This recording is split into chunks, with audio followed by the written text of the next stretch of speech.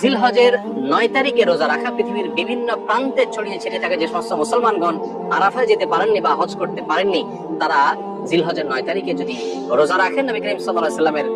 ভাষ্য অনুপাতে 1 বছর পূর্বের এবং 1 বছর অগ্রিম অর্থাৎ পরবর্তী 1 বছর যদি আল্লাহ তাকে বাঁচিয়ে রাখেন, তাহলে সেই বছরের গুনাহ অর্থাৎ সগীরা গুনাহগুলো আল্লাহ তাআলা মাফ করে দিবেন। এজন্য জিলহজের 9 তারিখে বিশেষভাবে নফল রোজা রাখা, এবং অনেক উলামা ইকরাম বলেছেন জিলহজের 1 থেকে 9 তারিখ পর্যন্ত যেহেতু আমলের দশক, অতএব এই 9 দিনই রোজা রাখাটা বিশেষভাবে নির্দেশিত যদি তৌফিক হয়। 10 নম্বর আমল হলো জিলহজের 10ম তারিখ অর্থাৎ ঈদুল আজহার দিনে সাধ্য অনুযায়ী ঈদুল আজহাকে ঘিরে যে সুন্নাহগুলো আছে সেই সুন্নাহগুলো বিশেষভাবে পালনে সচেষ্ট থাকা। প্রিয় দর্শক, জিলহজের প্রথম 10টি দিন ইবাদতের অত্যন্ত অবহেলিত অথচ কোরআন এবং হাদিসের দৃষ্টিতে অত্যন্ত তাৎপর্যপূর্ণ মৌসুম বা সিজন। আসুন প্রত্যেকে যার যার জায়গা থেকে এই দশকের তাৎপর্য, গুরুত্ব এবং মাহাত্ম্য সম্পর্কে মানুষের মধ্যে সচেতনতা সৃষ্টি করি,